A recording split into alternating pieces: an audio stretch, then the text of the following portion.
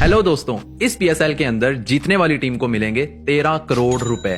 जी हां, 13 करोड़ रुपए। अगर एक आम आदमी के पर्सपेक्टिव से देखा जाए तो ये बहुत ज्यादा लगते हैं, लेकिन अगर एक पीएसएल टीम के पर्सपेक्टिव से देखा जाए तो इनकी कुछ खास अहमियत नहीं है, क्योंकि पीएसएल के अंदर ऐसी टीमें मौजूद हैं जिनकी अपनी वैल्यू 600 करोड़ से 2000 करोड़ तक है। इसके अलावा एक पीएसएल के मैच को करवाने के लिए 1.4 अरब यानी कि 1400 करोड़ रुपए का खर्चा होता है। इससे यह चीज तो साफ तौर पे जाहिर होती है कि जो पीएसएल टीवी स्क्रीन पे आपको दिखाया जाता है, इसके पीछे की सच्चाई बहुत ज्यादा मुख्तलिफ है। अगर पीएसएल को देखें तो सामने सामने हमें सिर्फ एक आइसबर्ग की टिप नजर आती है, इसके पीछे की गेम्स बिल्कुल गहराई में मौजूद होती हैं। इसीलिए आज की इस वीडियो के अंदर पीएसएल के पूरे बिजनेस मॉडल को समझने की कोशिश करेंगे।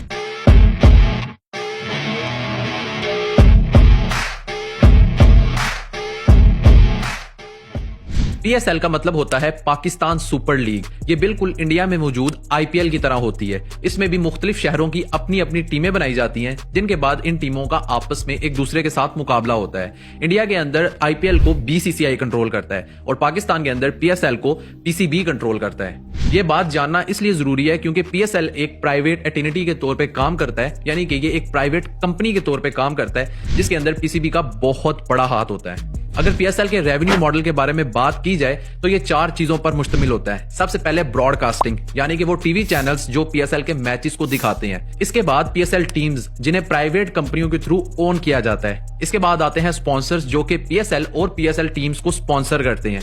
और एंड पे आता है पीसीबी, जो कि पीएसएल को गवर्न करता है। अगर पीसीबी से शुरू करें तो ये 3 तरह से पैसे कमाता है। सबसे पहले आती है स्पॉन्सरशिप्स।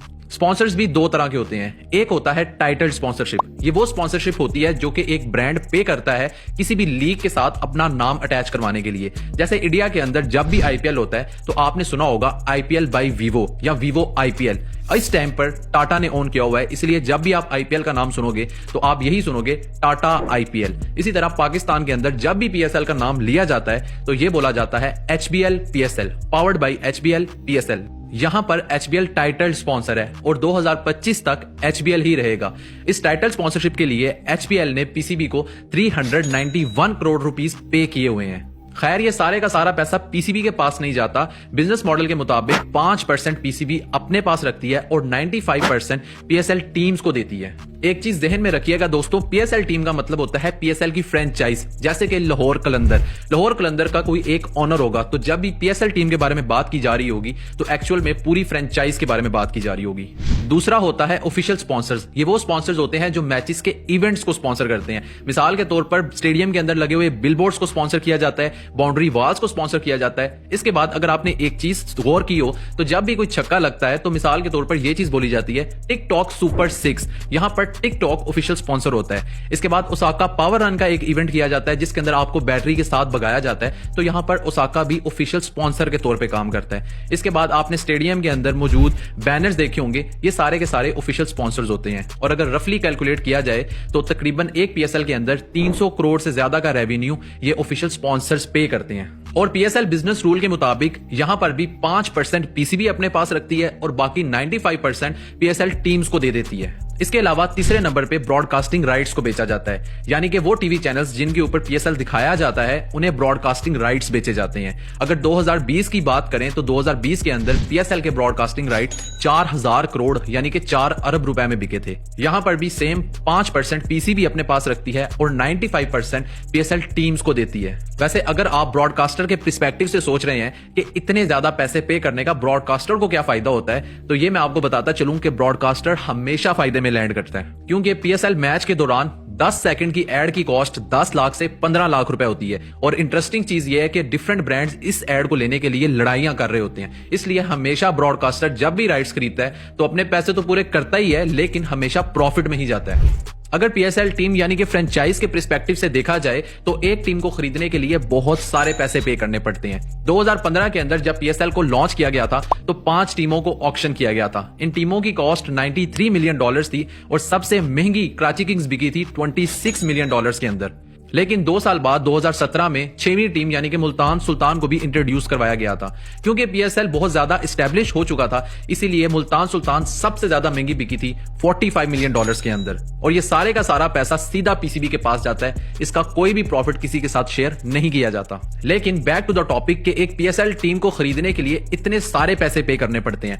इसके अलावा टीम के अंदर मौजूद जितने भी प्लेयर्स हैं, उनकी सैलरी, उनका खाना, उनका पीना, उनकी रिहाइश, उनकी ट्रांसपोर्टेशन, हर किस्म का खर्चा फ्रेंचाइज ओनर ही उठाता है। तो फिर ये खुद भी कुछ कमाता है या नहीं? तो यहां पर शुरू होता है एक्चुअल बिजनेस, क्योंकि पीएसएल टीम 95% पहले ही पीसीबी से प्रॉफिट लेती है। इसके बाद इनका भी ज्यादातर रेवेन्यू स्पॉन्सर्स से ही जनरेट होता है। जैसे कि आपने हर टीम की शर्ट के ऊपर 8 से 10 लोगोस देखे होंगे। ये जो ब्रांड के लोगोस होते हैं, ये वैसे ही नहीं आ जाते, इन्हें टीम स्पॉन्सर्स कहा जाता है। जितने बड़े ब्रांड के लोगो जर्सी पर स्पॉन्सर करते हैं, उतना ही ज्यादा प्रॉफिट मिलता है। इसके अलावा जितनी टिकट्स बेची जाती हैं, उनका भी 95% प्रॉफिट पीएसएल टीम्स को ही दिया जाता है। और 2020 के मुताबिक 36 करोड़ रुपए की पीएसएल की टिकट्स बेची गई थी। आने वाले टाइम में ये बढ़ती ही जाएंगी, कम नहीं होंगी। पीएसएल टीम के ओनर्स मर्चेंडाइजिंग से भी बहुत सारा पैसा कमाते हैं। जो शर्टें आप लोग बाजार में जाके अपनी फेवरेट टीम की खरीदते हैं, उसका भी प्रॉफिट इन्हीं टीम के ओनर को जाता है। इसके अलावा प्राइस पूल लास्ट पे आता है, क्योंकि प्राइस पूल का 50% टीम ओनर्स के पास जाता है और बाकी 50% प्लेयर्स में इक्वली डिस्ट्रीब्यूट कर दिया जाता है। यहां पर प्लेयर्स की बात हो ही रही है, तो प्लेयर्स सबसे पहले तो अपनी सैलरी से पैसे कमाते हैं। इसके बाद प्राइस पूल भी प्लेयर्स को खेलने के लिए बहुत ज्यादा मोटिवेट करता है। और इसके बाद आती है बात ऑक्शन की, क्योंकि पीएसएल के अंदर तमाम प्लेयर्स ड्राफ्ट में मौजूद होते हैं। ड्राफ्ट के अंदर 5 कैटेगरीज होती हैं: प्लेटिनम, डायमंड, गोल्ड, सिल्वर और इमर्जिंग। प्लेटिनम कैटेगरी सबसे टॉप पे होती है, जिसके अंदर सबसे अच्छे प्लेयर्स आते हैं, जैसे कि बाबर आजम, शहीन शाह अफरीदी और मोहम्मद रिजवान। प्लेटिनम कैटेगरी की प्राइस बाकी सारी कैटेगरी से सबसे ज्यादा होती है। तकरीबन $2,20,000 तक प्लेटिनम कैटेगरी के प्लेयर को खरीदा जाता है। इसके बाद आती है डायमंड कैटेगरी, जिसके अंदर प्लेयर्स को तकरीबन $1.5 लाख तक खरीदा जाता है। और इसी तरह गोल्ड, सिल्वर और इमर्जिंग में प्राइस कम होती जाती है। जितना अच्छा और जितना फेमस प्लेयर होता है, वो उसी लिहाज से उसी कैटेगरी में लाए करता है। लेकिन ऐसा नहीं है कि एक ही कैटेगरी से सारे प्लेयर्स चूज किए जा सके। $1.2 मिलियन का ड्राफ्ट होता है और हर टीम ने हर कैटेगरी में से इक्वली प्लेयर चूज करने होते हैं। इसीलिए जो प्लेयर जितना ज्यादा अच्छा खेलेगा कैटेगरी के लिहाज से, उतना ही ज्यादा ऊपर जाता जाएगा और उसे उतने ही ज्यादा पैसे मिलेंगे। यहां सारी ही बातें 200 करोड़, 300 करोड़, 4000 करोड़ तक की जा रही हैं। तो फिर कोई भी टीम ये टीम का टूर्नामेंट जीतना क्यों चाहती है? कोई भी टीम को पीएसएल जीतने में क्या दिलचस्पी है? अगर एक पीएसएल टीम के पर्सपेक्टिव से देखा जाए, तो कोई भी टीम जीतने के लिए इसलिए मोटिवेट नहीं होती कि उसे 13 करोड़ रुपए मिलेंगे, बल्कि वो इसलिए मोटिवेट होती है कि अगर उनकी टीम जीतेगी तो उनकी ब्रांड वैल्यू ज्यादा बनेगी। ज्यादा ब्रांड वैल्यू इस लिहाज से बनेगी क्योंकि जब भी कोई टीम जीतती है तो लोग उसे ज्यादा पसंद करते हैं, उसके ज्यादा मैचेस देखते हैं। ज्यादा मैचेस देखने का मतलब है ज्यादा व्यूअरशिप, और ज्यादा व्यूअरशिप का मतलब है ज्यादा स्पॉन्सर्स, और ज्यादा स्पॉन्सर्स का मतलब है और भी ज्यादा पैसे। इसलिए तमाम पीएसएल टीम्स सिर्फ प्राइस पूल जीतने के लिए नहीं आती, बल्कि वो अपनी ब्रांड वैल्यू बनाने के लिए आती हैं, क्योंकि फ्रेंचाइज के ओनर्स अच्छी तरह जानते हैं कि प्राइस पूल से ज्यादा अहमियत इनकी ब्रांड वैल्यू की है।